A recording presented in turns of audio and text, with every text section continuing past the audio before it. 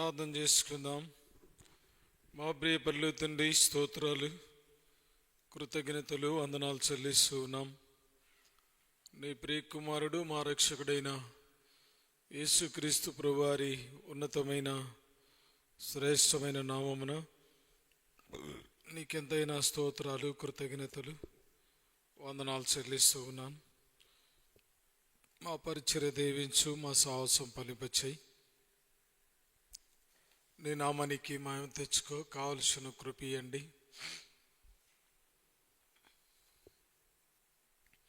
కోట్ల కొలదిగా వందనాలు, స్తోత్రాలు, కృతజ్ఞతలు చెల్లిస్తూ ఉన్నాను. ఈ సమయంలో మా మధ్యకి రండి. కంటికి కనబడని అంధకార శక్తులు, చీకటి శక్తులు, దురాత్మ సమూహన అపవిత్ర ఆత్మల్ని యేసు సర్వశక్తి గల నామమున విశ్వాసంతో బంధిస్తూ ఉంటున్నాం. మా ప్రియ తండ్రి, ఇన్స్ట్రుమెంట్స్ పాటల్లో మీ మెల్లని స్వరాన్ని మీరు వినిపించి నీ నామానికి మహిమ తెచ్చుకోవాల్సిందిగా ప్రార్థన చేస్తూ ఉన్నాను. కనికరించు, మేలు కొరకై జ్ఞాపకం చేసుకో. నీ నామమునకు మీరు మహిమ తెచ్చుకోండి, కృప ఇయ్యండి, అద్భుతం చేయండి. దయగల తండ్రి, గడిచిపోయిన వారమంతా మీరు కాపాడి తండ్రి మరొక దినాన్ని మాకు ఇచ్చారు. శ్రేష్టమైన ఆయుష్, ఆరోగ్యం మీరు అనుగ్రహించిన ప్రేమకై స్తోత్రాలు, స్తుతులు చెల్లిస్తూ ఉన్నాం. మహోన్నతుడా, నీ పాదములకు వందనాలు. ఘనమైన దేవా, నీకు స్తోత్రాలు, స్తుతులు చెల్లిస్తూ ఉన్నాం. ప్రభు, ఎంతోమంది ఈ దినాన్ని, సమయాన్ని చూడాలని చూడలేక శాశ్వతంగా ఈ లోకాన్ని వదిలిపెట్టిపోయినప్పటికీ ఈ దినం మేమేమైనామో అది కేవలం నీ ఉచితమైన కృపలనందుకు స్తోత్రాలు. దాన్ని మమ్మల్ని సజీవ లెక్కలో ఉంచినందుకు స్తోత్రాలు, స్తుతులు చెల్లిస్తూ ఉన్నాం. నిన్న నేడు నిరంతరము ఏకరీతిగా ఉన్నటువంటి మా దేవుడిగా నీకు స్తోత్రాలు, స్తుతులు, వందనాలు చెల్లిస్తూ ఉంటున్నాం. ఈ బైబిల్ స్టడీ కార్యక్రమం కొరకై నీ ఏర్పాట్లో ఉన్న నీ బిడ్డలు మీరు తీసుకొని నీ ఇంటికి రావాల్సిందిగా ప్రార్థన చేస్తూ ఉన్నాను. భయంకరమైన ఈ దినాల్లో ఎవరు కూడా ఈ కూడికను పోగొట్టుకొని నష్టపోకుండా దయచేసి సహాయం చేయమని ప్రార్థన చేస్తున్నాను. పెద్దలు, వృద్ధులు, పిల్లలు, యౌవనులు, యంగ్ బ్రదర్స్, యంగ్ సిస్టర్స్, ప్రతి వారు కూడా నీ ఇంటికి ఆహ్వానించబడుతున్నారు. దయచేసి కనికరించి కృప ఇచ్చి సహాయం చేయమని ప్రార్థన చేస్తూ ఉన్నాను. దయగల తండ్రి, మందిరం అంతా కూడా ధూపం చేత నింపు, మందిరం అంతా కూడా నీ ఆత్మ చేత నింపు.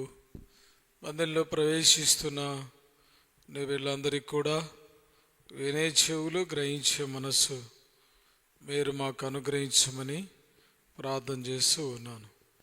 మీ ఘనతను కోరుతూ నీకు కృతజ్ఞతలు చెల్లిస్తూ మీ రక్తాన్ని ప్రోక్షించుకుంటూ ఉన్నాం.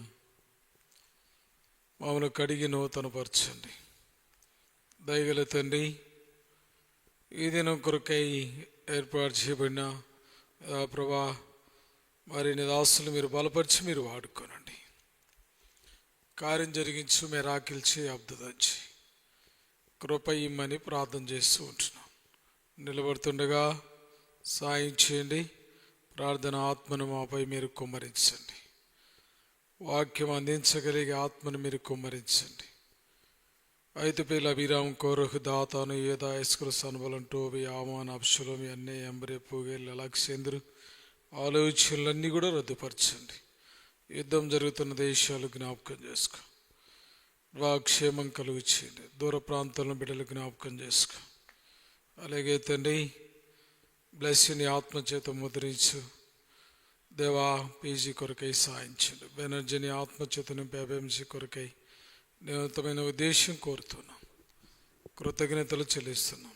గోమ్స్ 4th ఇయర్ మీ దయ చూపించండి. నీ కుమార్తె యాపిల్ కొరకై స్తుతులు, వందనాలు. మీద ఆశ్రయాలు దాసుని పరిచర్యని గణపరచు. ఈ స్థలమందు నీ ఉన్నతమైన ఉద్దేశం మీరు నెరవేర్చుకోండి. మీ కనికరాన్ని కోరుతూ తండ్రి, మా మధ్యలో మీరు ఉన్నందుకు స్తుతిస్తూ ఉన్నాం. మా చుట్టుపక్కల సంఘాలలో జరుగుతున్న పరిచర్య మీరు దీవించండి, ఆశీర్వాదకరంగా చేయమని యేసు నామమున స్తుతించి ప్రార్థిస్తున్నాం తండ్రి, ఆమేన్.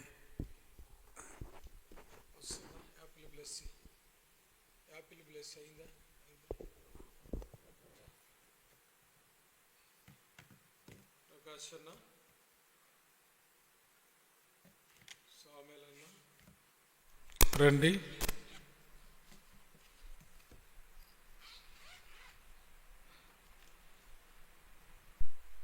పాట సంఖ్య 89, పాత పుస్తకంలో 87.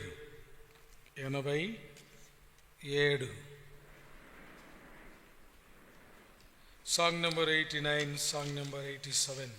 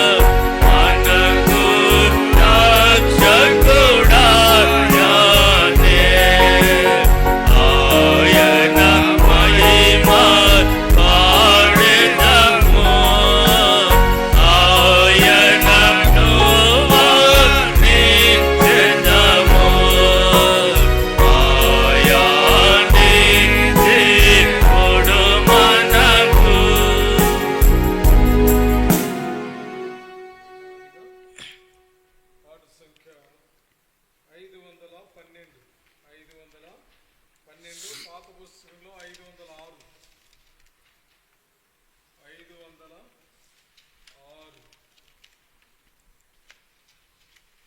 సాంగ్ నెంబర్ 512 506 మనమేసుని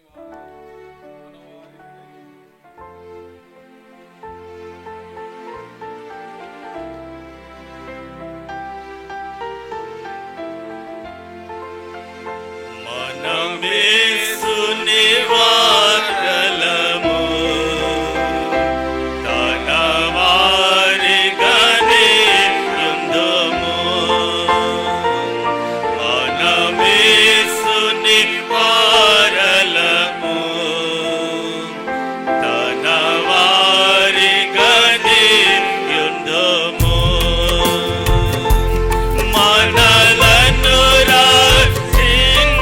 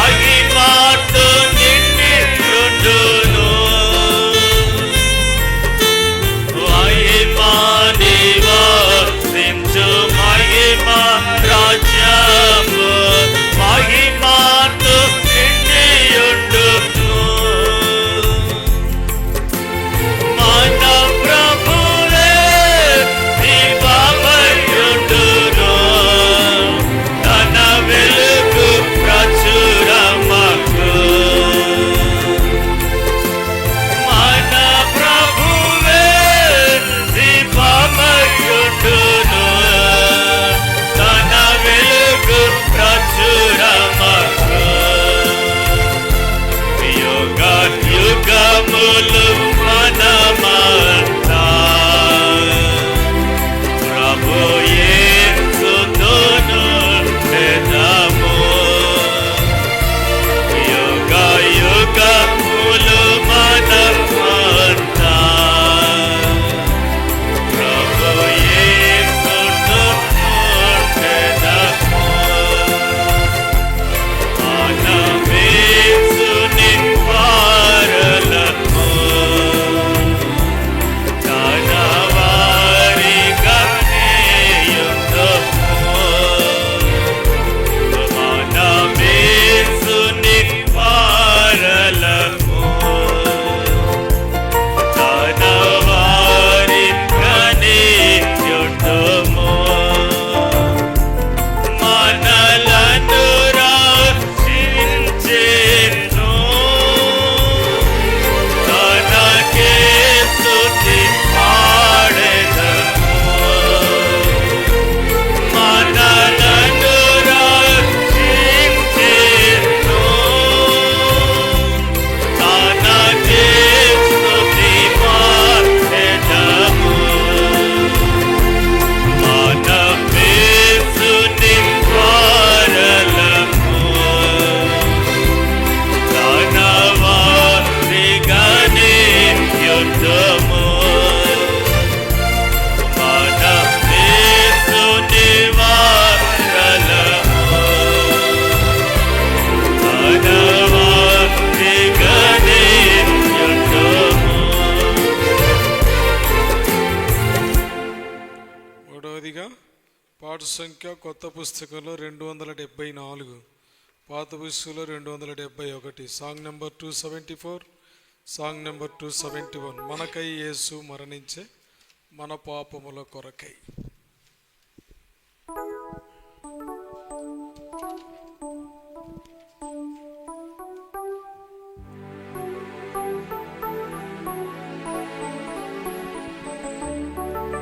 మనకై యేసు మరణించే మన పాపముల కొరకై నిత్య జీవము నీచుటకే సాట్యుండు సజీవుడాయే నిత్య జీవము నీచుటకే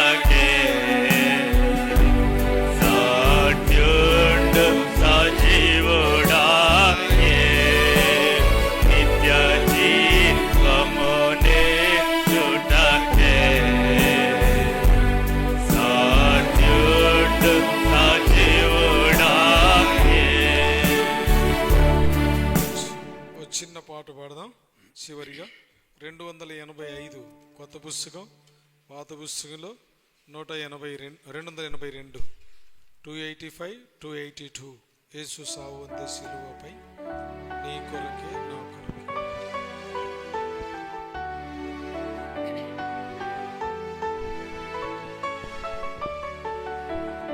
యేసు సావు అంతే సిలువపై నీ కొరకే నా కొరకే ఎంత గొప్ప శ్రమ నోచెను. నీ కొరకే నా కొరకే ఎంత గొప్ప శ్రమ నోచెను.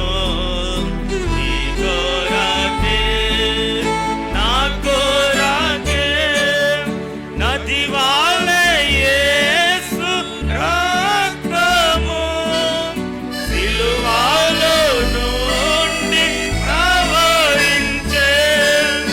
నది వాలే యేసు రక్తము సిలువలో నుండి ప్రవహించే. పాపము కడిగి మలినము తుడిచి, పాపము కడిగి మలినము తుడిచి, ప్రశస్త రక్తమే యేసు చావు ఉండే సిలువపై నీ కొరకే నా కొరకే ఎంత గొప్ప శ్రమ నోచెను.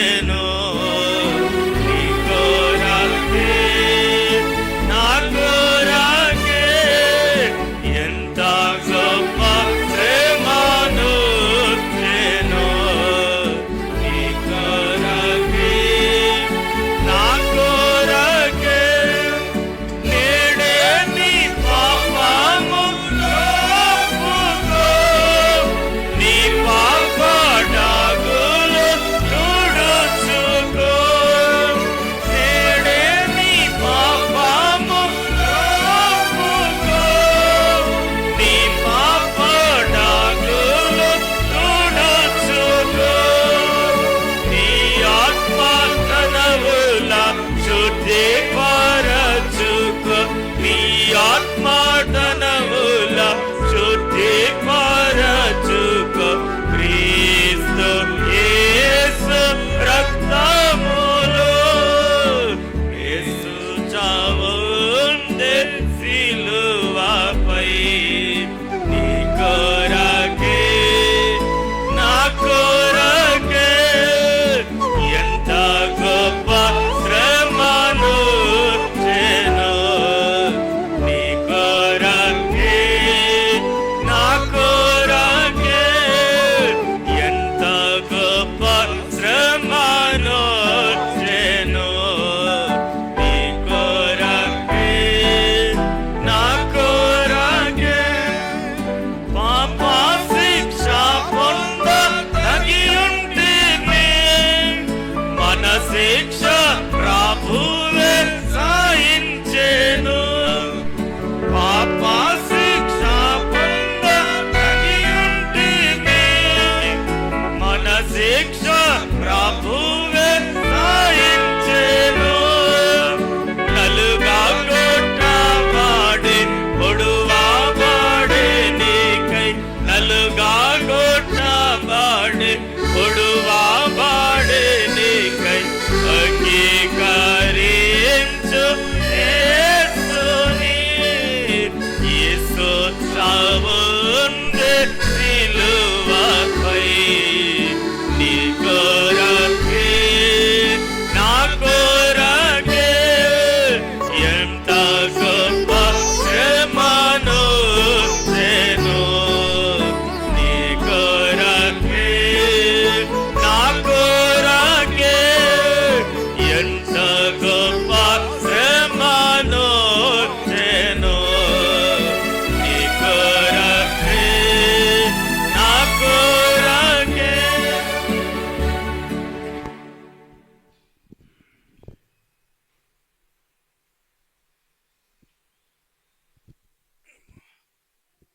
కొద్ది నిమిషాలు దేవుని వాక్యం విందాం.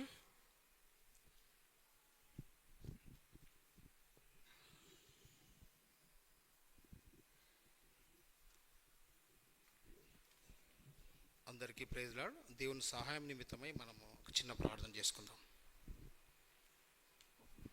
కృపా ప్రేమ గల తండ్రి, నీ పాదముల కొందనాలు స్తోత్రాలనైనా ప్రభావ. మరి ఈ యొక్క రోజు నాయన సాయంత్రం బైబిల్ స్టడీలోనైనా ప్రభావ మరి నీ యొక్క వాక్యాన్ని ప్రభావ మరి పంచులాగిన కృపను సహాయం దయచేయండి ప్రభావ. మరి కేవలము నా యొక్క కాదు కానీ నాయన ప్రభావ మరి కేవలం ప్రభావ మరి నీ యొక్క నోటి బూరగా నన్ను వాడుకోమని ప్రభావ మరి ప్రార్థిస్తూ వస్తున్నా. ముందున్న సమయాన్ని నీకు అప్పచెప్పుకుంటూ యేసుక్రీస్తు నామమున ప్రార్థన వేడుకుంటున్నాం తండ్రి, ఆమేన్.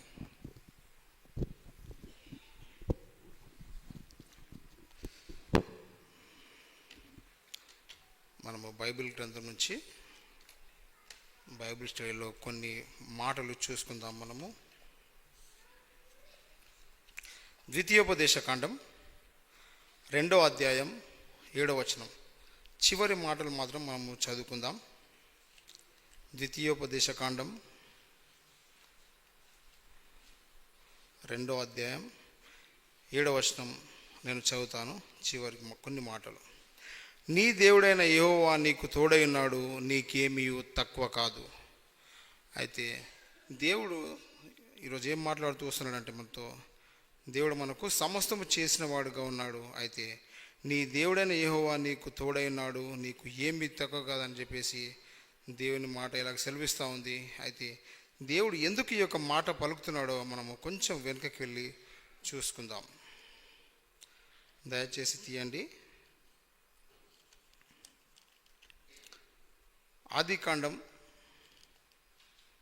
1వ అధ్యాయం 27-28 వచనాలు మనమందరము కలిసి చదువుకుందాం.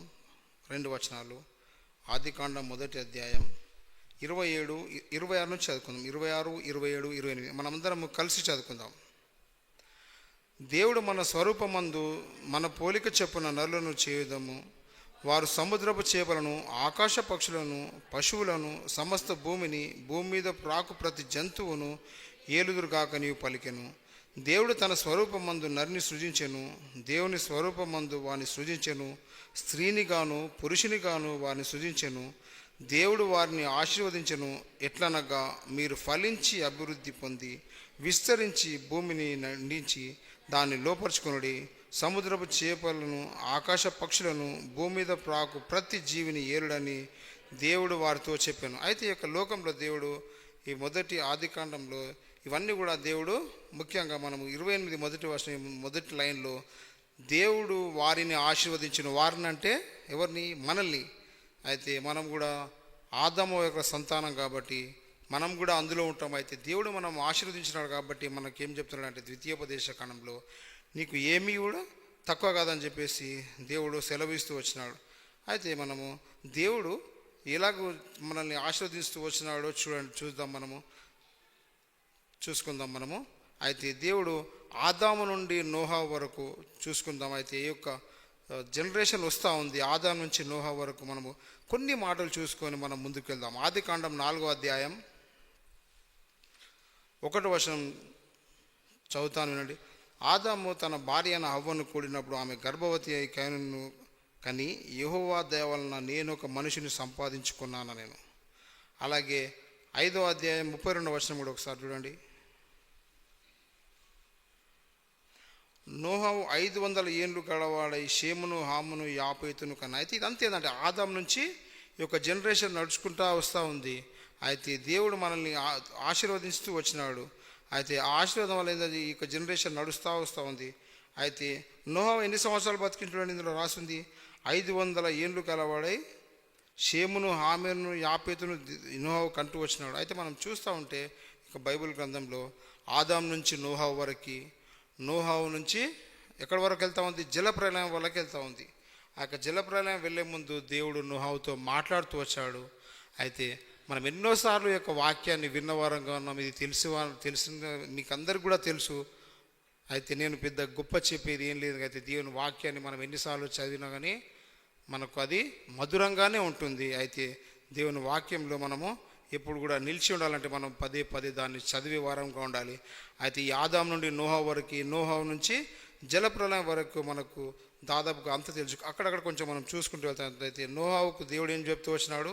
ఈ యొక్క లోకంలో అంతా కూడా చెడిపోయిన వారుగా ఉన్నారు, దుర్మార్గులుగా అయితే ఉన్నారు. అయితే దేవునికి అయిష్టంగా జీవిస్తూ వచ్చినారు. అయితే దేవుడు వీటన్నిటిని చూసి ఏమనుకుంటున్నాడంటే ఇదంతా నేను చేసిన ప్రయాసం మొత్తం కూడా వ్యర్థమైంది. నేను వీళ్ళని ఎంతగానో వీళ్ళకి సమస్తం కూడా నేను చేస్తూ వచ్చాను, అయినప్పటికీ వీళ్ళు నా మాట వినేవారుగా లేరని చెప్పేసి దేవుడు ఎంతగానో బాధ నుండి ఏం చేస్తూ ఉంటాడు? నోహా అయితే ఆ యొక్క లోకంలో చూసినప్పుడు నోహా ఒకడే దేవునికి ఇష్టడుగా కనిపిస్తూ వచ్చినాడు, దేవునికి నమ్మకంగా జీవిస్తూ వచ్చినాడు.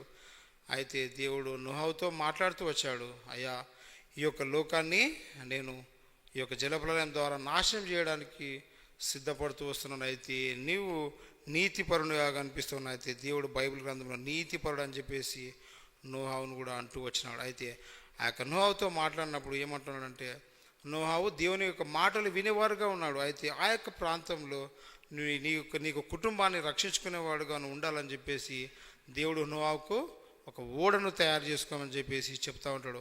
ఆ యొక్క ఓడను తయారు చేసుకోమని చెప్తూ వచ్చినప్పుడు నోహావు ఎందుకు ఏమి అనేక ప్రశ్నలు. అయితే మనము దేవుని బైబిల్ గ్రంథంలో మనము దీర్ఘదర్శులు కొంతమంది ఉన్నారు. అయితే దేవుని మాటకు ఎదురు చూసేవారుగా విన్నవారుగానే ఉన్నారు, కానీ ఇది ఎందుకు ప్రభు అని చెప్పి ప్రశ్నించినట్టు మనం ఎక్కడ కూడా చూడలేము. అయితే అలాంటి ఒక దేవుడు వారితో సుధాగా మాట్లాడుతున్నప్పటికీ కూడా వాళ్ళు దేవుని మాటలు వినేవారుగానే ఉన్నారు, కానీ ఇది ఎందుకని ప్రశ్నించే యొక్క తత్వం వాళ్ళ నుంచి లేదు. అయితే మనం కూడా దేవుడు మనతో ఎప్పుడు మాట్లాడినప్పటికీ ఇలాంటి కొన్ని సందర్భాలు వచ్చినప్పుడు కూడా మనము దేవునికి స్తుతి చెల్లించే వారంగానే ఉండాలి, కానీ ఇది ఎందుకని మనం ప్రశ్నించే వారంగా ఉండదని చెప్పేసి వారి ద్వారా మనము తెలుసుకునే వారంగా. ఎందుకంటే దేవుడు మనకు అన్నీ కూడా సమకూరి జరుగునట్లు చేస్తూ వస్తున్నాడు. అయితే మనకు దేవుడు ఒక చిన్న ఇబ్బంది పెట్టినట్టు కూడా దానికి ఒక కారణం కలిగి ఉంటాం. అయితే మనం ఎక్కడో తప్పిపోయిన వారంగా ఉన్నామేమో, ఇంకొకటి మనం ఏమైనా నేర్చుకునే వారంగా, ఇంకా మనం నేర్చుకునే ఏమైనా అవసరత ఉందేమో అని చెప్పేసి దేవుడు మనకు కొన్నిసార్లు ఆ యొక్క పరీక్ష పెడతా ఉంటాడు. అయితే దేవుని మాటను మనం బైబిల్ గ్రంథంలో చూసినట్టు ఎవరు కూడా దేవుని ఎందుకు అని చెప్పేసి ప్రశ్నించేవారుగా లేరు. అయితే దేవుడు కూడా మనకు సమస్తం చేస్తూ వచ్చినాడు, ఆశీర్వదిస్తూ వచ్చినాడు.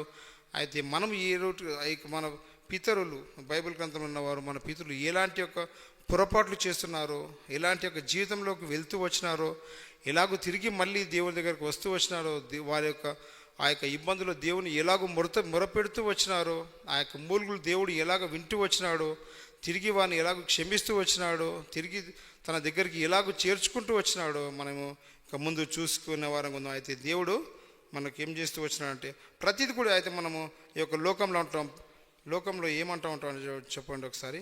మనం ఇది ఉంది చూడండి, పంచభూతాలని మనం ఎన్నోసార్లు అనుకుంటూ ఉంటాం. అయితే పంచభూతాలు అంటే అందరికీ తెలిసే ఉంటుంది. అది పంచభూతాలు అంటే భూమి, ఆకాశము, గాలి, నీరు, ఇంకేం చెప్పండి, చివరికి అగ్ని. అయితే ఇవి కూడా బైబిల్ గ్రంథంలో ఎక్కడ ఉన్నాయో మనము ఒకసారి చూసుకుందాం.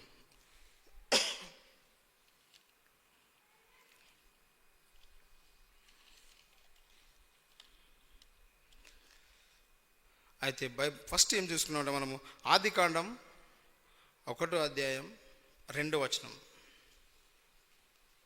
ముందుగా మనం ఏం చూసుకుంటే ఒకసారి 1వ అధ్యాయం 2వ వచనం చూడండి ఒకసారి.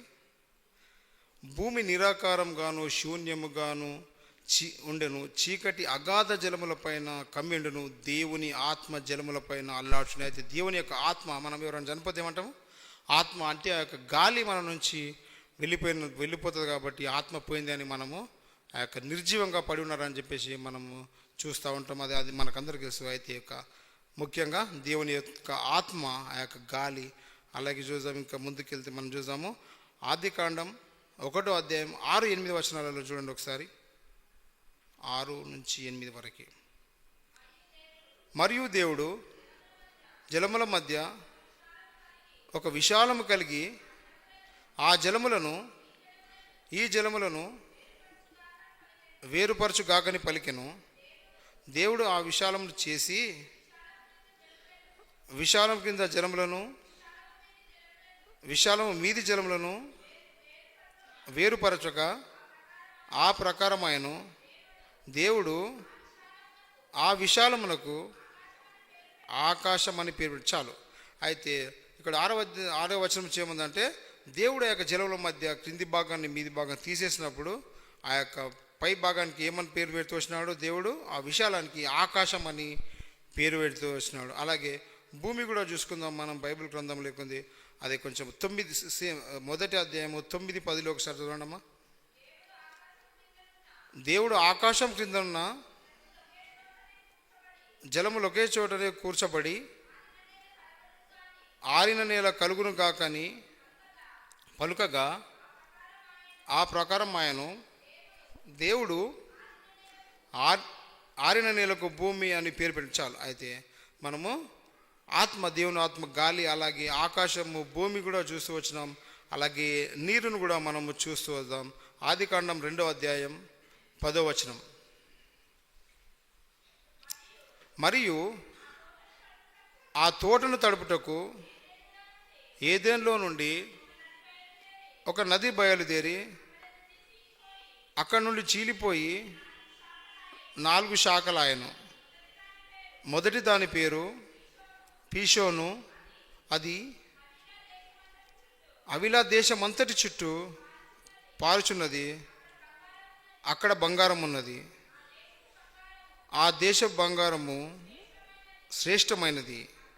అక్కడ బోలమును గోమేధికములను దొరుకును.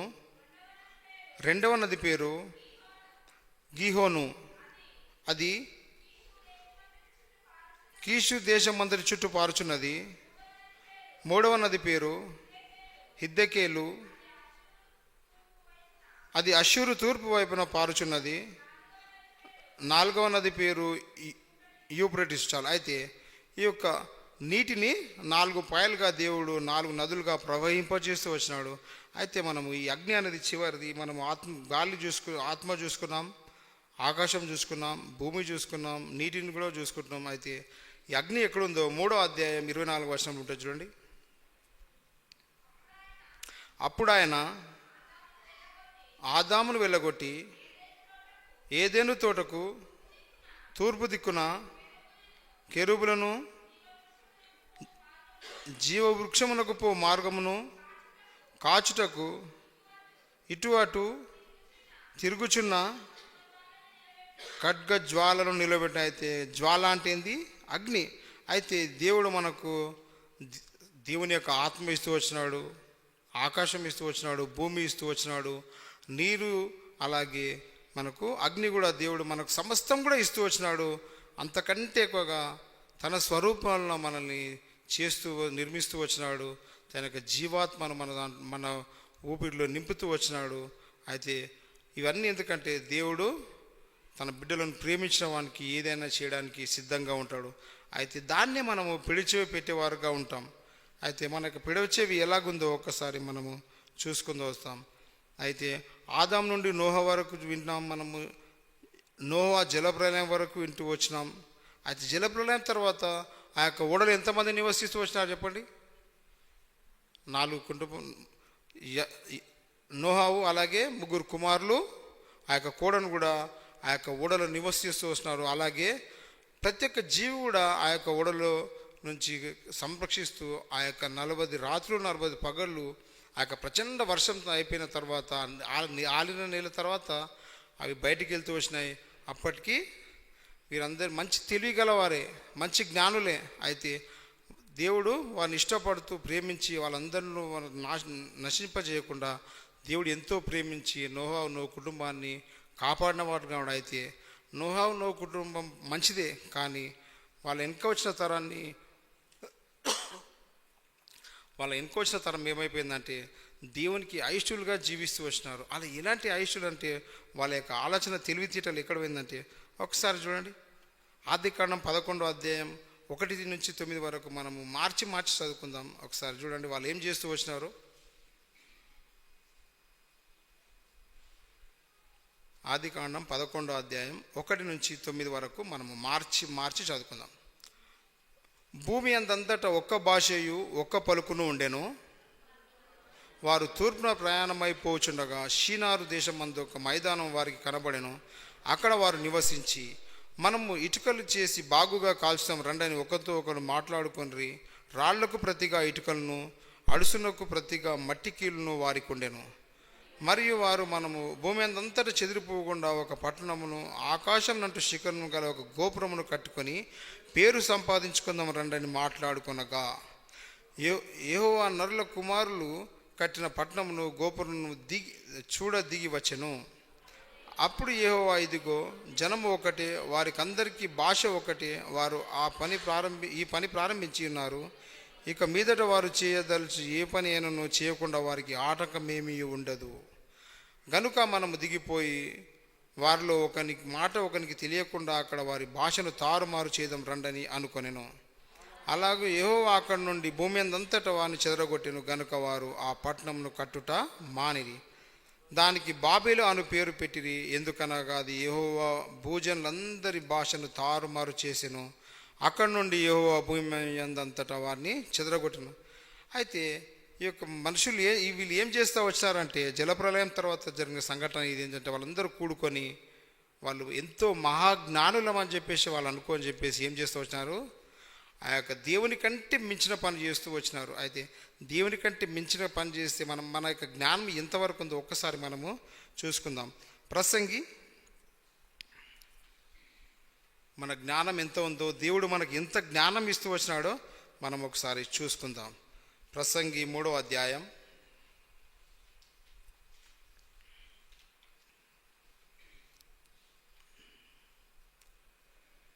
చూడండి, 10వ వచనం చదువుకుందాం. నరులు అభ్యాసం పొందవాలని దేవుడు వారికి పెట్టి ఉన్న కష్టానుభవమును నేను చూచి తిని, దేని కాలమందు అది చక్కగా ఉండినట్లు సమస్తమును ఆయన నియమించున్నాడు. ఆయన శాశ్వత కాల జ్ఞానములను నరులకు హృదయమందుంచి ఉన్నాడు. కానీ దేవుడు చేయు క్రియలను పరిశీలనగా తెలుసుకుంటాకు అది చాలదు. అయితే మనకెంత జ్ఞానం ఉన్నప్పటికీ వాళ్ళు ఆ యొక్క సమయంలోనే ఆ యొక్క పెద్ద గోపురాన్ని కడదామని చెప్పేసి వాళ్ళు ఆలోచిస్తూ వచ్చినారు. అది ఆషామాషి విషయం కాదు. ఎందుకంటే వారు ఎంత తెలివి జ్ఞానం ఉంటే ఆ యొక్క బాబేలు ఆ యొక్క పట్టణాన్ని కడదామని చెప్పేసి వాళ్ళు అనుకుంటారు చెప్పండి. అయితే దేవుడు ఏం చేస్తూ వచ్చినాడు, దేవుని చిత్తం ఏంటంటే ఎప్పుడు కూడా దేవునికి మనము అనుగుణంగా ఉండి దేవుని ప్రేమించే వారుగానే ఉండాలి. మన యొక్క జీవితము ఒక గడ్డి పువ్వు లాంటిది. అయితే మనకి జీవితానికి రేపటికి గ్యారంటీ లేని జీవితం మనది. అయితే దేవుని మహిమపరచడానికి మనల్ని చేస్తూ వచ్చినాడు. ఆ మాట కూడా మనం చూసుకుందాం. మనము కంటిన్యూ చేద్దాం. 12 నుంచి 14 వరకు చదువుదాం. అందరం కలిసి చదువుకుందాం. 12 నుంచి 14 వరకు. కావున సంతోషంగా నుండుట కంటేను, తమ బ్రతుకును సుఖముగా వెళ్ళబుచ్చుట కంటేను శ్రేష్టమైనది ఏది నరులకు లేదని నేను తెలుసుకొంటిని. మరియు ప్రతివాడు అన్నపానములు పుచ్చుకొనొచ్చు తన కష్టార్జితం వలన సుఖం అనుభవించుట దేవుడిచ్చు బహుమానమే అని తెలుసుకొంటిని. దేవుడి చేయి పనులన్నీ శాశ్వతములని నేను తెలుసుకొంటిని. దానికి ఏది చేర్చబడదు, దాని నుండి ఏది తీయబడదు. మనుషులు తన యందు భయభక్తులు కలిగి ఉండునట్లు దేవుడిట్టి నియమమును చేసి ఉన్నాడు. అయితే దేవుడు ఇవన్నీ ఎందుకు చేస్తున్నాడు? ఇంత క్లియర్గా రాసిన ఈ యొక్క ప్రసంగి రాసిన గ్రంథము ఎవరు రాస్తూ వచ్చినారు? మహారాజు అయిన సొలొమోను మహారాజు రాస్తూ వచ్చినాడు. బైబిల్ గ్రంథంలో సొలొమోను మహారాజు జ్ఞానం కంటే ఎవ్వరికి కూడా జ్ఞానం ఎక్కువ లేదు ఈ యొక్క లోకంలో. ఎందుకంటే యేసు ప్రభు పుట్టినప్పుడు వచ్చిన జ్ఞానుల కంటే కూడా వాళ్ళు జ్ఞానులంత వరకు ఉన్నారు, కానీ సొలొమోను మహారాజుకున్న అంత జ్ఞానం ఎవరికి కూడా బైబిల్ గ్రంథంలో మనం వినలేదు, అందులో రాసి కూడా లేదు. ఎందుకంటే అంత మహాజ్ఞాని అయిన జ్ఞాని ఈ యొక్క మాటలు చెప్తూ వస్తున్నాడు. ఏమంటున్నాడు చూడండి. కావున సంతోషంగా ఉండుట కంటే తమ బ్రతుకు సుఖంగా వెళ్ళబుచ్చట కంటే శ్రేష్టమైనది ఏది నరులకు లేదు. అయితే నీవు నేను జీవించినంత కాలము దేవుని అనుసరించి, దేవుని ప్రేమించి, దేవుని మందిరాన్ని ప్రేమించి మనం సంతోషంగా మన యొక్క జీవితాన్ని వెళ్ళబుచ్చట కంటే శ్రేష్టమైనది ఏది లేదని చెప్పేసి సొలొమోను మహారాజు తెలుసుకోండి అని చెప్పేసి ఈ యొక్క వాక్యం ద్వారా ఇక రాస్తూ వచ్చినాడు. అలాగే మరియు ప్రతివాడు అన్నపానములు పుచ్చుకొనొచ్చు తన కష్టార్జితం వల్ల సుఖం అనుభవించుట దేవుడిచ్చి బహుమానమే. అయితే మనం బైబిల్ గ్రంథంలో వింటూ వచ్చినాం. దేవుడు యేసుప్రభు వచ్చిన కాలంలో ఏం చేస్తూ ఉన్నారంటే, కొన్ని ఆ సందర్భంలో అందరూ యేసుప్రభు వెళ్ళిపోగానే ఏం చేస్తూ వచ్చినారు? ఆ యొక్క మళ్ళీ యొక్క చేపలు పట్టడానికి వెళ్తూ వచ్చినారు. అయితే వాళ్ళకు ఆ రాత్రంతా కూడా చేపలు దొరకలేదు. అయితే ఆ యొక్క దేవుడు ఆ యొక్క దోణిలో వచ్చినప్పుడు వీళ్ళు భయపడుతూ వచ్చినారు ఏదో వచ్చిందని. అయితే దేవుడు నేనే అని చెప్పేస్తూ అప్పుడు దేవుడు చెప్పినట్టు వలలు వేయమని చెప్తూ వచ్చినప్పుడు వాళ్ళు ఎందుకు మేము రాత్రంతా ప్రయాసపడ్డామని ఏం క్వశ్చన్ చేయలేదు. బైబిల్లో మనం చాలా మటుకు చూసిన వరకైతే ఎవరు కూడా దేవుని మాటలకు కానీ, పెద్దవారికి కానీ, దీర్ఘదర్శులకు కానీ ఎవరు కూడా అడ్డు పలికిన వారుగా ఎక్కడ కూడా సందర్భాలు లేవు ఇందులో. ఇంకొక విషయం ఏంటంటే, ఇంక బైబిల్ గ్రంథంలో మనకు ఏది అవసరమో మనం ఎంతవరకు నడుచుకోవాలని అంతవరకే బైబిల్ గ్రంథంలో రాసి ఉంది. ఎందుకంటే కొన్ని సందర్భాల్లో ఒకదానికి అర్థం వెళ్తూ ఉంది, ఒకదానికి తీసుకుంటే ఇంకొక అర్థం వెళ్తూ ఉంటుంది. ఇలాంటి విషయాలు ఎన్నో జరుగుతూ ఉంటాయి. కాబట్టి మనకు ఇంపార్టెంట్గా మనకి ఏదైతే అవసరమో అంతవరకే బైబిల్ గ్రంథంలో ఉంది. అది ముఖ్యంగా నీవు నేను సరి చేసుకోవడానికి, మనం ఎలాగ జీవించాలనో ఉండడానికే ఈ యొక్క మాటలు బైబిల్ గ్రంథంలో రాస్తూ వచ్చినారు. అయితే ఈ యొక్క బైబిల్ గ్రంథం రాసిన ప్రతి మాట కూడా ఎన్నోసార్లు మనల్ని చక్కపరిచేదిగా ఉంటుంది, మనల్ని పిడదారి పోకుండా చూసేదిగా ఉంది. అయితే ఇంకా కొంచెం ముందుకెళ్దాం మనం. అది బాబేలు గోపురం తర్వాత ఆ యొక్క దేవుడు వారి యొక్క మాటలను తారుమారు చేస్తూ వచ్చినప్పుడు వాళ్ళు ఆ యొక్క లోకమంతా కూడా చెదిరిపోయిన వారుగా ఉన్నారు. ఎందుకంటే దేవునికి అయిష్టమైనది ఏదైతే ఉంటో దాన్ని దేవుడు తీసివేసేవాడుగా ఉన్నాడు, దాన్ని చెదరగొట్టేవాడుగా ఉన్నాడు. అయితే దేవుడు మనకేం చెప్తున్నాడు ఈ ప్రసంగి 4:14లో? 4:14 ఏమంటుంది? ఇవన్నీ దేని గురించి ఉంది? దీనికి ఏది 14 దేవుడి చేయి పనులేను శాశ్వతములని నేను తెలుసుకుంటుని, దాన్ని ఏది చేర్చబడదు, దాని నుండి ఏది తీయబడదు. మనుషులు తన యందు భయభక్తులు కలిగి ఉన్నట్లు దేవుడు ఇటు నియమాన్ని పెడుతూ వచ్చినాడు. అయితే దేవుడు చేసే ప్రతి పనులు, అది కష్టం అవ్వచ్చు, సుఖం అవ్వచ్చు, సంతోషం అవ్వచ్చు, బాధ అవ్వచ్చు, ఇబ్బంది అవ్వచ్చు, అయితే వాటన్నిటి కూడా దేవుడు ఏం చేస్తూ ఉంటాడు? మన గురించి మనం సరి చేసుకోవడానికే ఈ యొక్క విషయాలు మన పట్ల జరుగుతూ ఉంటాయి. కొన్నిసార్లు మనం వింటూ ఉంటాం, అక్కడక్కడ ఏదో కుటుంబంలో సంతోషం జరిగిందనుకోండి, దేవుని ఎంతో స్తుతించేవారుగా, గణపరిచేవారుగా, సాక్ష్యాలు చెప్పేవారుగా ఉంటారు. అదేదైనా ఇబ్బంది బాధ అయినప్పుడు దేవుడు నాకు ఇలాగ చేశారని చెప్పి ఎవరన్నా సాక్ష్యం చెప్తారండి? మంచిగానే చెప్తారు, కానీ చెడు అయినప్పుడు ఎవరైనా చెప్తారా? ఎవ్వరు కూడా చెప్పరు. అయితే దేవుడు అది కూడా మన మంచి గురించే. ఈ యొక్క చిన్న కీడు జరిగిందంటే మనకి ఏదో పెద్ద అపాయం నుంచి దేవుడు మనల్ని తప్పించిన వాడని చెప్పేసి మనం దేవుని స్తుతించే యొక్క మనసు కలిగి ఉండాలి. అయితే నేను ఒక విషయాన్ని చెప్తాను. నా యొక్క జీవితంలో కొన్ని ఇబ్బందులు ఎదుర్కొన్నాను, కానీ నేను నా యొక్క జీవితం అంటే ఆ మాట నేను చెప్పడం గొప్ప విషయంగా అంటే నేను చేస్తూ వచ్చినాను. అయితే నా యొక్క జీవితంలో ఎప్పుడు కూడా నేను దేవుణ్ణి దూరంగా అంటే కొన్నిసార్లు మందిరానికి రానివానిగా ఉన్నాను. అయితే ఎన్ని ఇబ్బందులు వచ్చినప్పుడు నేను దేవుడు నాకు ఎందుకు ఇలాగ చేసిందని చెప్పేసి మాత్రము నేను ఎప్పుడు కూడా నా యొక్క జీవితంలో నేను అనుకోలేదు. ఎందుకంటే ఏది చేసినా కానీ నేను పాజిటివ్గా రిసీవ్ చేసుకునే యొక్క మనస్తత్వం దేవుడు ఎందుకు నాకు ఇస్తూ వచ్చిండు.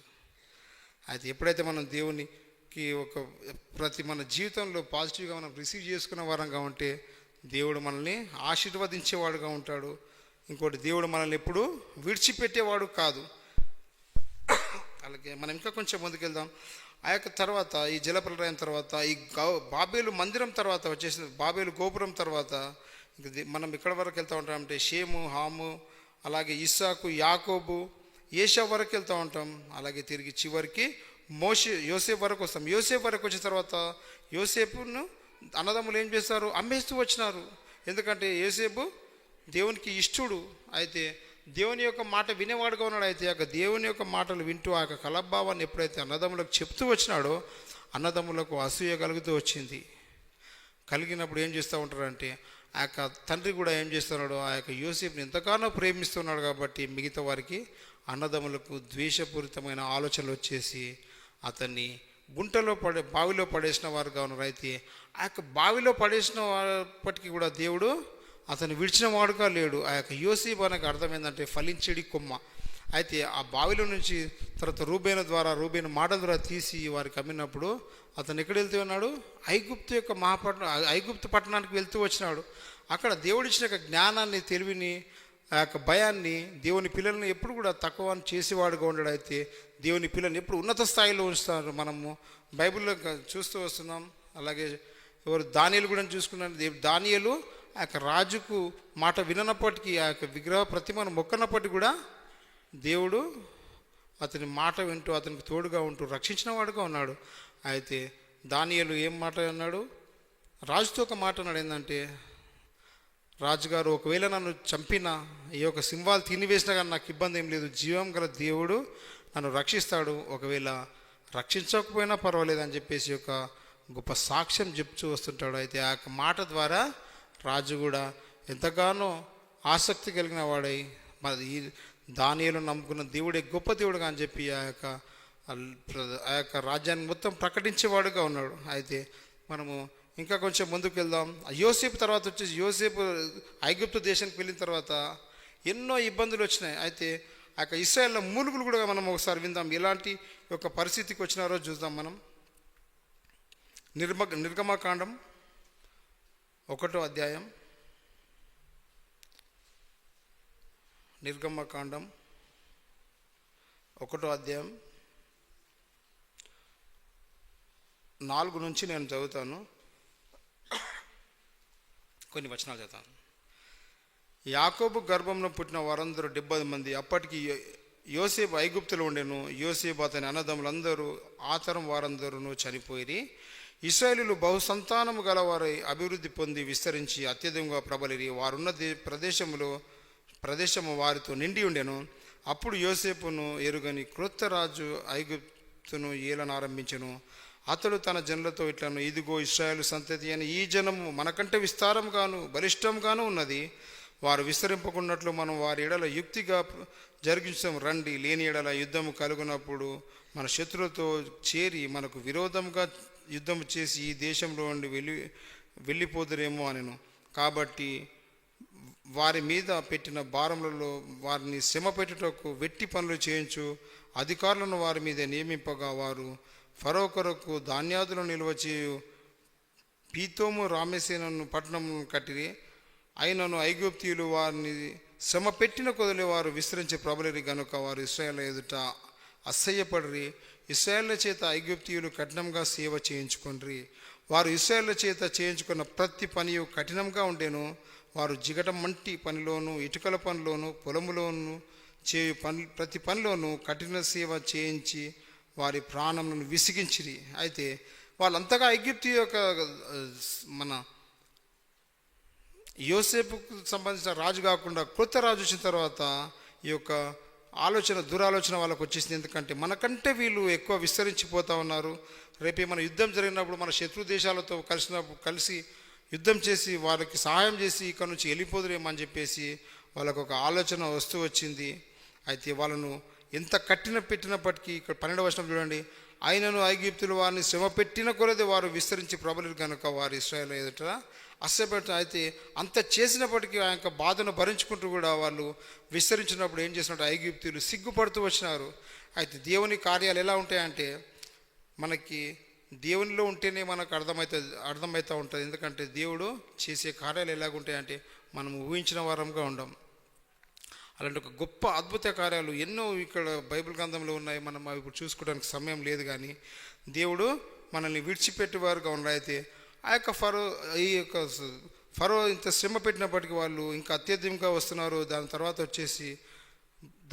వచ్చేసి చిన్నపిల్లలను చంపేద్దామని అని చెప్పేసి, ఇంతమంది ఉన్నారని చెప్పేసి, ఎవరైతే మగపిల్లలు పుట్టినప్పుడు వాళ్ళని చంపేయమని చెప్పేసి, 2 సంవత్సరాల మనం చంపేయమని చెప్పేసి ఆజ్ఞయిస్తూ వచ్చినాడు. అయితే మనం ఇంకా చూసుకుంటూ వెళ్తూ ఉంటే ఆ యొక్క విషయంలో లేవీరాలు ఏం చేస్తూ ఉందంటే, ఒక కుమారుడు పుడతాడు. ఆ కుమారుని కూడా దేవుడు ఆశీర్వదిస్తాడు. ఆ యొక్క కుమారుడు ఎవరు? మోషే. అయితే ఆ యొక్క కుమారుని ఏ విధంగా తల్లి సంరక్షిస్తూ వచ్చిందో, ఆ యొక్క జంపుపెట్టలాగా ఎలాగ దాపెడుతూ వచ్చిందో, ఆ యొక్క జంపుపెట్టిన ఆ యొక్క నదిలో ఆ యొక్క నీటిలో ఉంచి తన అక్కను ఎలాగ కాపలాగా ఉంచి చూస్తుందో ఇవన్నీ మనకు తెలుసు. అయితే ఆ యొక్క మోషే చాలా అందమైన కుమారుడు, అందమైన బిడ్డ. అయితే ఆ యొక్క మోషేకు నత్తిగడ ఉంది. అయితే ఆ యొక్క మోషేను దేవుడు వాడుకుంటూ వచ్చినాడు. ఆ యొక్క మోషేను వాడుకొని ఆ యొక్క ఫరో రాజుకు వెళ్ళి అక్కడ దేవుడు ఇతనితో మాట్లాడిన తర్వాత ఫరో రాజుకి వెళ్ళి ఆ యొక్క ఇశ్రాయేలు గురించి మాట్లాడుతూ వస్తాడు. ఆ యొక్క ఇశ్రాయేలుకి ఎంత శ్రమ పెట్టినప్పటికీ దేవుడు వారిని విడిచిపెట్టేవారు కాదు. ఏదో రకంగా వారిని తీసుకొచ్చే విషయంలో దేవుడు సహాయం చేస్తున్నాడు. అయితే నాకు కూడా దేవుడు సహాయం చేస్తాడు. అయితే మనము వేచి ఉండేవారంగా ఉండాలి. ఆ యొక్క ఐగుప్తు నుంచి వాళ్ళు రావడానికి ఎన్ని సంవత్సరాలు పట్టిందండి?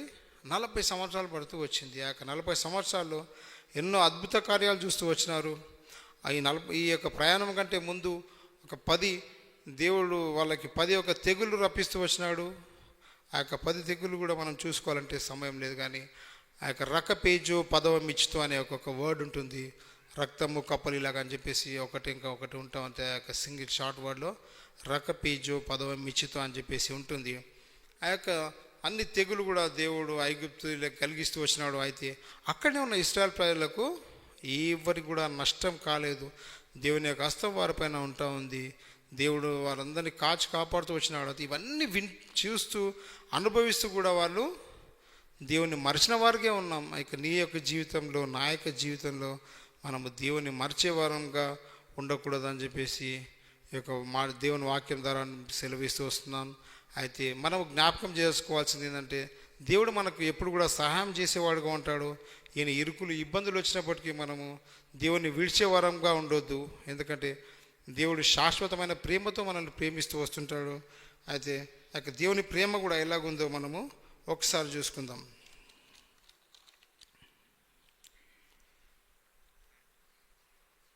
నిర్గమకాండం 3:14 దేవుడు ఏం మాట్లాడుతున్నాడో ఒకసారి విందాం. నిర్గమకాండం 3:14.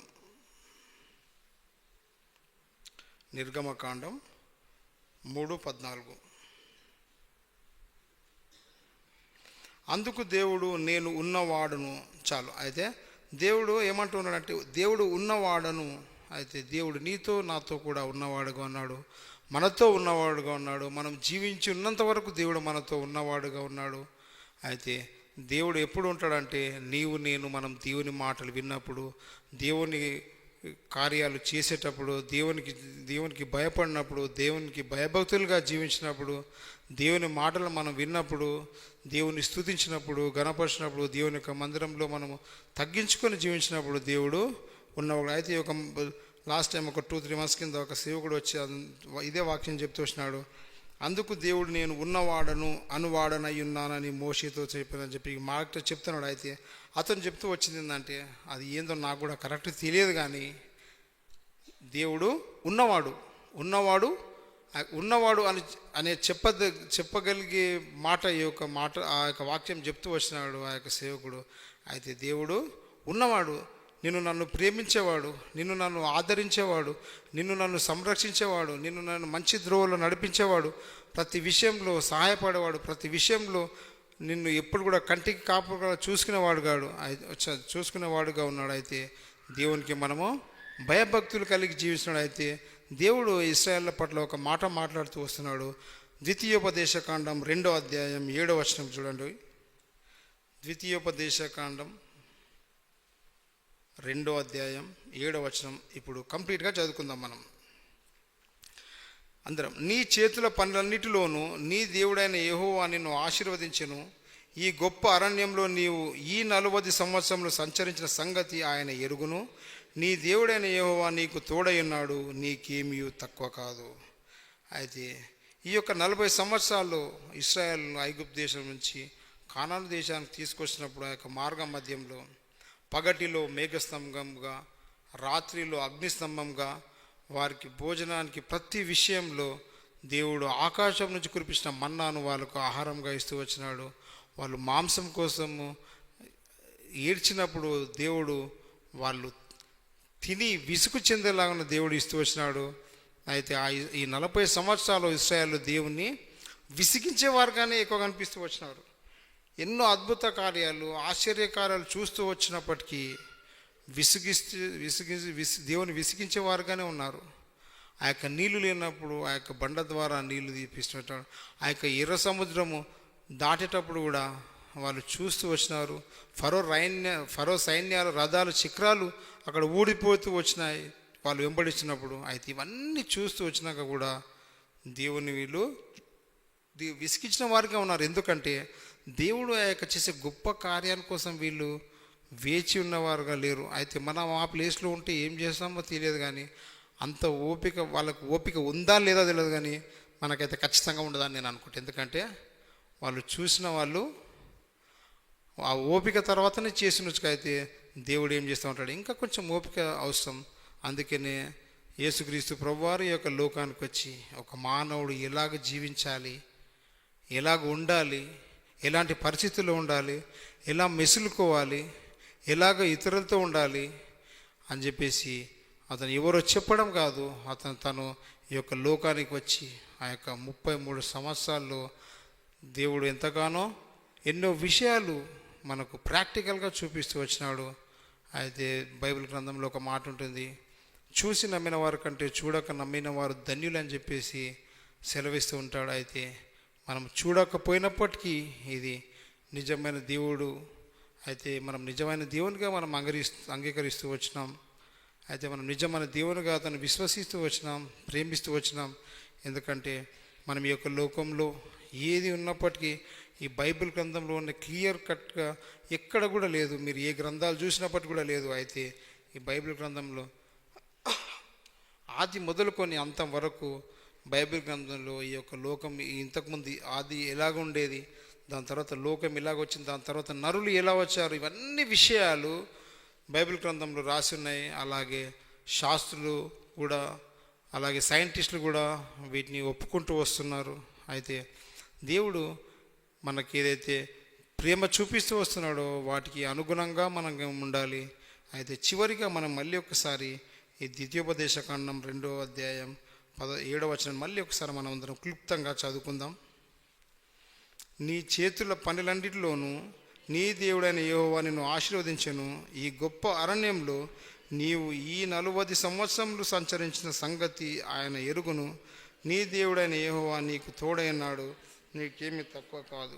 అయితే ఈ యొక్క మాటలు ఈ యొక్క ఇశ్రాయేళ్లకు, అలాగే మనకు కూడా అనుకుందాం, మనం కూడా బైబిల్లో రాసిన ప్రతి ఒక్క మాట కూడా నిన్ను నన్ను సరిచేయడానికి ఈ యొక్క మాటలు దేవుడు వాడుతూ వస్తుంటాడు. అయితే మన జీవితంలో కూడా మనం ఒకవేళ రక్షణ మారుమనసు పొందకపోతే, దేవుణ్ణి ఇంకా అంగీకరించకపోతే, రేపు అని ఎల్లుండని వాది వేయాల్సిన పని లేదు. దీనికి వయసుతో సంబంధం లేదు. అయితే బైబిల్ గ్రంథంలో మనము యేసు ప్రభుని సిలువ వేసినప్పుడు ఆ యొక్క పక్కకున్న దొంగ దేవుణ్ణి క్షమాపణ అడుగుతూ వచ్చినాడు. ఆయన నిజమైన దేవుడు అని తెలుసుకుంటూ వచ్చినాడు. బైబిల్లో పరలోక రాజ్యానికి ఎవరయ్యా పోయిందంటే యేసు ప్రభు పక్కకున్న యొక్క దొంగ పరలోక రాజ్యానికి వెళ్తూ వచ్చినాడు. అయితే మనల్ని కూడా దేవుడు మన వయసుతో సంబంధం లేదు. మన జీవితంలో ఎన్నో పొరపాట్లు చేస్తుంటాం, తెలిసి చేస్తుంటాం, తెలియక చేసి ఉంటాం. అయితే మనము సరి చేసుకున్న వారంగా ఉండాలి. మనం దేవుని మందిరానికి రెగ్యులర్గా వస్తూ ఉంటాం కాబట్టి మనం ఎప్పుడు కూడా దేవుని వాక్యాన్ని అశ్రద్ధ చేసే వారంగా ఉండొద్దు. దేవుని ప్రేమించే వారంగా ఉండాలి. దేవుని వాక్యాన్ని ప్రేమించే వారంగా ఉండాలి.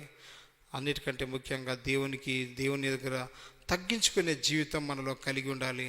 అప్పుడు దేవుడు మనకి ఎన్నో మేలు చేస్తూ వస్తుంటాడు. అయితే ఈ మాటలన్నిటినీ మనకి అనుకోవాలి.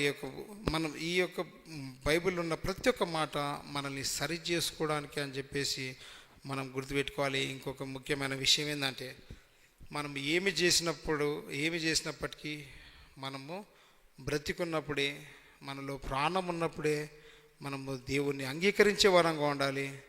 మన మీద అయిన తర్వాత మనం పెట్టెలు తీసుకొచ్చి, బంగారం తీసుకొచ్చి ఎన్ని ఖర్చు పెట్టినా కానీ అది చెల్లంది. ఎందుకంటే దేవుడి యొక్క ఆత్మ మనలో నుంచి వెళ్ళిపోయిన తర్వాత, మనలో నుంచి మన యొక్క జీవం వెళ్ళిపోయిన తర్వాత, మన శ్వాస వెళ్ళిపోయిన తర్వాత మనం వట్టివారమే, తిరిగి మనం మట్టికే చేర్చబడతాం. అయితే మనం ఏం చేసినా ఎప్పుడు చేయాలి? మనం బ్రతికున్నప్పుడే సరి చేసుకోవాలి. మనం బ్రతికున్నప్పుడే ఏమైనా పొరపాటు ఉంటే సరి చేసుకొని దేవునికి ఇష్టలుగా బ్రతికే ప్రయత్నం చేయాలి. ఈ యొక్క బైబిల్లో రాసిన ప్రతి మాటను మనం అనుసరించే వారంగా ఉండాలి.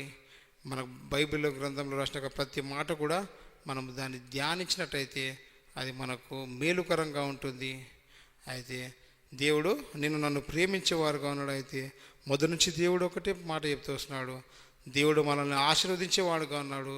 దేవుడు శాశ్వతమైన ప్రేమతో మనల్ని ప్రేమించేవాడుగా ఉన్నాడు. ఆ యొక్క ప్రేమ నిత్యమైనది. ఆ యొక్క ప్రేమకు మనము వెలకట్టేవారం కాము. అయితే దేవుడు ఇశ్రాయేలు జనాంగంని ఎలాగ నడిపిస్తూ వచ్చినారో, వాళ్ళకి విసిగించినప్పటికీ ఆ యొక్క దేవుడు వాళ్ళని ప్రేమించేవాడుగా ఉన్నాడు. వాళ్ళ మూలుగు వింటూ వచ్చినాడు. తిరిగి వాళ్ళని సమకూర్చేవాడుగా ఉన్నారు. తిరిగి వాళ్ళని ప్రేమించి వారిని సంతోషపరిచేవాడుగా ఉన్నాడు. ఆ ఇబ్బందులు కొన్ని సంవత్సరాలు ఉంటాయి, కొన్ని రోజులు ఉంటాయి. అవి ఎప్పటికి కూడా శాశ్వతం కాదు. అయితే నేను ఒక దగ్గర పనిచేస్తూ వచ్చినాను ఎయిర్పోర్ట్లో. ఆ యొక్క స్టాఫ్లో ఎంతోమంది ఉన్నారు. ఆ ఒక మాట నాకు చాలా బాగా అనిపిస్తుంది కాబట్టి నేను పంచుకుంటూ వస్తున్నాను.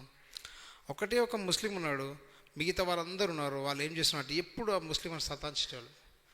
అయితే ఒకరోజు నా దగ్గరకు వచ్చిండు. మాట్లాడుతూ నేను అన్నాను, ఏంది బాస్ మీరు అందరు ఇట్లా అంటూ ఉంటారు అంటే ప్రతి దగ్గర తేడా చూపిస్తారు, ప్రతి దగ్గర దూరం చేస్తూ ఉంటారు. అతన్ని నేను గమనిస్తూ వచ్చినాను. నేను పెద్ద కాబట్టి నన్ను పెద్దగా ఏం పట్టించుకుంటే కదా, మరి ప్రతిసారి దూరం చేస్తాను. అయితే నేను అడిగినాను, ఏంది ఎందుకు ఎక్కడైనా జాబ్ చూసుకోవచ్చుగా, ఏముంది, ఒక 20,000 శాలరీ కదా అని చెప్పేస్తే చెప్పిండు, బ్రదర్ ఇట్లా మా బ్రదరు దుబాయ్లో ఉంటాడు రమ్మని చెప్పిండు, కానీ నేను పోలేదు. అయితే అతను ఒక మాట అన్నాడు, ఏమన్నా, ఈ విసిగించేటోళ్ళు నన్ను సతాయించేటోళ్ళు ఎన్ని రోజులు ఉంటారు చెప్పండి? ఎక్కువ రోజులు ఎవరు ఉండరు.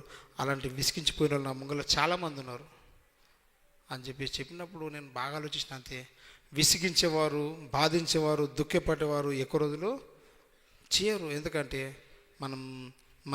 మనము దేవుని సొత్తు, దేవుని బిడ్డలంగా ఉన్నాం కాబట్టి దేవుడు మనం ప్రేమిస్తాడు. ఆయనకి చిన్న చిన్న వాటికి మనం డిసప్పాయింట్ అవ్వాల్సిన పని లేదు. ఎందుకంటే దేవుని మనము ప్రేమించే వారంగా ఉండాలి, దేవుని మాటలు వినే వారంగా ఉండాలి. ఈ యొక్క ఇబ్బందులు క్షణం మాత్రమే, కొన్ని రోజుల వరకే ఉంటాయి. అయితే దేవుడు మనకేం చెప్తూ వచ్చినాడు, పరలోకంలో మనకు స్థలం సిద్ధపరచ వెళ్తున్నాను, అక్కడ నిరంతరము మనం సజీవులుగా ఉండొచ్చు అని చెప్పేసి దేవుడు సెలవిస్తూ వచ్చినాడు. అయితే ఈ యొక్క చిన్న చిన్న వాటికి ఆలోచించుకొని మనం దేవునికి దూరం కావాల్సిన పని లేదు. ఈ శ్రమలు, ఇబ్బందులు, ఇరుకులు ఈ యొక్క లోకంలో పుట్టిన ప్రతి ఒక్కరికి వస్తూ ఉంటాయి, మనకు ప్రత్యేకంగా ఏం లేదు. కాబట్టి మనకు దేవుడు ఒక నిరీక్షణ ఇస్తూ వచ్చినాడు, ఒక మార్గం చూపిస్తూ వచ్చినాడు. ఆ యొక్క నిరీక్షణలో మనము దేవునికి నమ్మకంగా ఉంటే చాలు. అయితే దేవుడు ఈ యొక్క వాక్యాన్ని దీవించును గాక. Praise Lord. ప్రార్థన చేసుకుందాం. ఒకరించి తలలు వంచి కళ్ళు మూసుకున్నట్లయితే ప్రార్థన చేసుకుందాం. ప్రేమగల మా ప్రియ పల్లు తండ్రి, స్తోత్రాలు, కృతజ్ఞతలు చెల్లిస్తూ ఉన్నాం. ఈ రాతిగల సమయంలో బైబిల్ స్టడీలో వేదాసు నిలబెట్టుకొని ద్వితీయోపదేశకాండం 2వ అధ్యాయం 7వ వచనం, నీ దేవుడనే యెహోవా నీకు తోడై ఉన్నాడు, నీకేమీ తక్కువ కాదు అన్న మాట ద్వారా అనేక విషయాలు మీరు మాతో మాట్లాడుతూ వచ్చినారు తండ్రి. ప్రభా, మరి సృష్టి ఆరంభము నుండి తండ్రి ఏ విధంగా మీ నడిపింపు ప్రజలు కలిగి ఉంటూ వచ్చినారో మీరు తెలియజేస్తూ వచ్చినారు. భూమి మీద ఉన్న పంచభూతములన్నీ కూడా మీ ద్వారా నిర్మించబడినవి. అవి ఒక దినము లయమపరచబడబోతూ ఉన్నాయి. అయితే నూతన ఆకాశం, నూతన భూమి కొరకే మేము కనిపెట్టవలసిన వారమై ఉంటూ ఉన్నాం. దయగల తండ్రి, రండి ప్రభా, గొప్ప విషయాలు మీరు మాతో మాట్లాడుతూ వచ్చారు. మీ దాసుని మరుగుపరిచి తీసుకొచ్చిన ప్రతి లేఖన భాగం మా జీవితంలో మీరు నెరవేర్చురండి. మా కొరకై ఈ స్థలము సిద్ధపరచడానికి మీరు వెళ్ళారు. ఆ నిత్యత్వం మా కొరకు ఉంటుంది. ఓ ప్రభా, మీరు తెలియజేసిన మాటలు బట్టి స్తోత్రాలు స్తుతిస్తూ ఉన్నాం. మా అందరి చివరి గమ్యము ఆ నిత్యత్వం చేరాలనే ఆశ. దాని కొరకై మేము నమ్మకస్తులుగా ఉండి ప్రభా, మీ కొరకు కనిపెట్టుకునే వారిగా ఉండడానికి దయ చూపించండి. చేరి వచ్చిన నీ బిడ్డల మా ప్రియ బ్రదర్స్ అండ్ సిస్టర్స్, పెద్దలు చిన్నలను బట్టి స్తోత్రములు. ఈ దినం ఎవరైతే ఈ కోరికను పోగొట్టుకున్నారో వారిని క్షమించి మరొక తరుణం నీ బిడ్డలకు దయచేయండి. కడవరి దినాలు, యుద్ధ వాతావరణాలు, ప్రభా పరిస్థితులు, తండ్రి సూచనలు మీరు చెప్పిన జరుగుతూ ఉంటున్నాయి. మేము ఎత్తబడే గుంపులోనికి రావడానికి సాయం చేయండి. ఇళ్ళకి వెళ్తుండగా తిరిగి తోడుగా ఉండు. రేపు సహోదరుల ఉపవాస ప్రార్థనలో ప్రభా మీరు సహాయం చేయండి. మీద ఆశ్రయాలు వాడుకోండి. ప్రభా, ఏ కుటుంబం దగ్గరికి అయితే వెళ్తున్నారో ఆ కుటుంబం దగ్గర తండ్రి భారంగా వారి కొరకై, సంఘం కొరకై, వ్యక్తిగత కుటుంబాల కొరకై భారముగా ప్రార్థించే సహోదరులుగా మీరు మార్చండి. ఓపికను దయచేయండి. సిలువ కార్యం జరిగించండి. రేపు నైట్ ఆల్ నైట్ ప్రేయర్ కొరకై సిద్ధపరచండి. ఎబ్రోన్ జ్ఞాపకం చేసుకు ఈ దినం సేవకుల మీటింగ్, బాతీయుల సహోదరుల కోడికను మీరు మేలుకరంగా మారుస్తూ వచ్చినారు. వచ్చే నెల కోడిక కొరకై కూడా సిద్ధపరచు. మీకు వందనాలు చెల్లిస్తూ నీ పాదాలు పెట్టుకుంటే స్ప్రో మా రక్షణ పేట స్తుతించి ప్రార్థించి అడివేడుకుంటున్నాం తండ్రి. ఆమేన్. మన ప్రభువైన యేసుక్రీస్తు వారి కృప, మన తండ్రి అయిన దేవుని యొక్క ప్రేమ, పరిశుద్ధాత్మ దేవుని యొక్క నిన్ను సహవాసం చేరువచ్చిన మనకు సకల పరిశుద్ధులకు ఇప్పుడెల్లప్పుడు సదాకాలం తోడైంది నడిపించి కాపాడును గాక. ఆమేన్. Praise the lord.